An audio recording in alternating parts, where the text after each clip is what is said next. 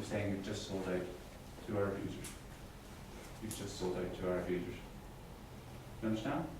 And so Jim Alistair says to the DUP, why are you in Sinn Féin? And the distance say, did we really fight for 3 ministries in Stormont? You understand? So the peace, even when it comes, until people see that this is the only, in my view, the only possible justice you can have is to stop the circle. That's my view. You can't have justice in these terms. Justice looks like another world. We end this relationship.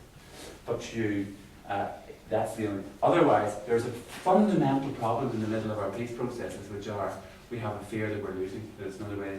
No, it's unjust. What we just have to do, and it leaves everybody wobbling, defensive still in the context of looking at each other, saying, if we lose our grip here, they'll take. If we give an inch, they'll take a yard. Understand? Okay, so I'm going to stop there because I think I have to, don't I? I'm not.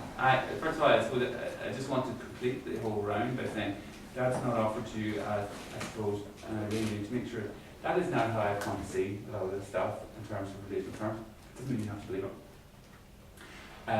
You have to, but at some level or other, I suppose, what I want to say is, I think in some ways, where you get into this, one of the questions is, how do we teach history in such a way that some of the relational questions that are underlying come alive for the people we're teaching to and in the context where we're teaching? So that, especially in single identity context, which is most of our schools, reality is most of our schools, how does it become possible that both our story and the story of the other are present in how we teach?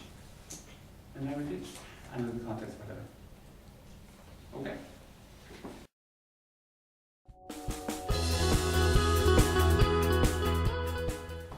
And it came from somebody, are we opening a can of worms? I think if what you're trying to say is, I think actually there is a danger if what I give across or what I give across, this is how you feel. I actually think or this is how you feel. I think in some ways the question is, how then do you tell the narrative as history? How does this become history? The past, in that traditional sense of talking about the past. So you don't have an outcome, and maybe you have evidence-based, and as far as your good students are interested in talk, they're actually interested in following the evidence and just looking at it, and they look at it as the story as they also look at, Rambaroo or the Tudors or whatever else it is they do, but that they take it at that basis. I think the only thing I would say is, there's two elements which may still be interesting from their point of view. One is if it becomes also oral history, part of it becomes where you take it into asking their families about exactly what was this experience. That may be part of your job. It's not to open the can of worms, it's merely to connect them to the stories that their parents went through. You're in the Holocaust generation question of what did you do in the war? And so we're the fight and never question here. You're at the question of how does the next generation talk to the generation who went through it and is protecting their children from it. So actually what they're getting is not freedom, they're getting silence. And that at a certain point in their later life, silence will come to be a question mark, certainly for some of them. I think quite a lot of security force films probably don't talk about at all what happened. They just kind of blanket. But there may well be issues in that history which people know there was a silence, they just didn't know what was in it. So to some degree there's a question of how do you engage this in local history, how do you engage this in what happened here, how do you engage, encourage them to kind of just think through and experience that, but you can also do the question of, yes, and examine this gap for them. This was real for my generation. How do you, an interesting conversation is, how do you respond to this? What in this still matters to you? What in this still matters? It's an interesting process, actually, but it may be exactly what you say, that for a lot of them, it's just gone away as an immediate issue for them. They just live their lives, they don't. And I think probably for a lot of the classes that's true. It may not be quite so true if you're living up against an interface.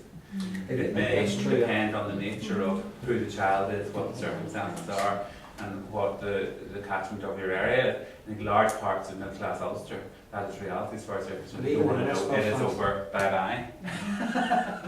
Even in our school in West Belfast, they can find that. But a lot of the TV footage you would show them, you might as well be showing them you know, a computer game. You know, it's just. Well, I have to say, when I look at the TV footage of the 1970s, it does look to me like, was that really real? And that is I good. look at that and going, was that really happened? I'm a wee bit sceptical because I work in a trauma centre and all our members are people who have been directly affected by the violence. And what we say to them is you got to open the can of worms. If you're going to talk about your trauma, you got to open the can of worms because trauma that's unresolved will always leak out in the future. It will always come out, whether it's violence enacted against somebody else or violence enacted against yourself, which is why we have a lot of trauma and addiction.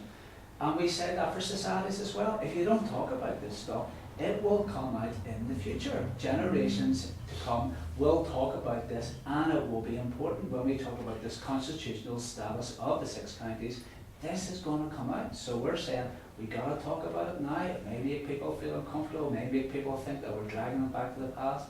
But if we don't talk about it now, we sure as hell are going to be talking about it in the future. I certainly think the question is, how do you give young people tools? Which you cannot do, I don't think. I think I'm halfway in between here. I don't think what you can do is impose a 1970s lens on 2011, John. I think that's right. What I think you can do is, however, out of your 1970s experience and out of the experience of what you're talking about, which is that this has a capacity to regrow even when people think it's gone. You know, there's a kind of pernicious thing in this society rather than something which goes away ever. And in fact, clearly doesn't go away in terms of people's voting intentions yet. You know, all that's happened in terms of how we vote is we've become more hermetically sealed from each other by this process in many ways. But and that's what's now kind of emerging. But the question, I suppose, if young people, for the first time in a generation, and possibly ever, have the capacity now to deal with a plural point of view of the room and the shape, to be able to accommodate the fact that this is that we got here not from the same place, but we got here through a very traumatic experience of this going around on an almost daily basis for 25 years, and that it gives them tools to understand some of the structures which are still there, and also to measure their own progress. You know, to some ways. Then, to be honest with you, those are quite good things. I don't want to batter children into another space, and I think maybe we have to live with slight open-endedness on that. The urgency. I have to say, the funny thing is, at the high constitutional level, the knowledge of the political and the historical is much less acute and immediate than it was 20 years ago. Work we did with young people, however, in some places, now it would be very from place to place, the view about their behaviour and where they're prepared to go and who represents a threat to them and when they feel nervous, it suggests that sectarianism remains quite an actual calculation in a lot of what they will do. You know, in this uniform you don't go there. If you're wearing your GAA top, you don't go up there. Your Celtic top, whatever it is, your Rangers top, you know, all of this is real for young people. You don't. If you're in country towns, you don't go into that bar. You don't go into that bar. You don't go. These are all. It's returned to that kind of level of implicit knowledge around everyday behaviour, which has become really deeply domesticated for them, and it's not been challenged really very much in a lot of cases. And a lot of times, young people are at the front line of that. Adults have gone past that one because they either don't care or don't want to go anymore, and they don't notice themselves being restricted anymore.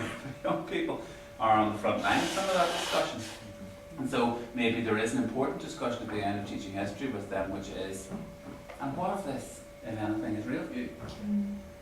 You know, what if, and how do you respond to some of this? Because in some ways, it's kind of where it veers into civics. But you are, in a way, great. The purpose of this was to get us to be history, rather than, you know, everyday reality.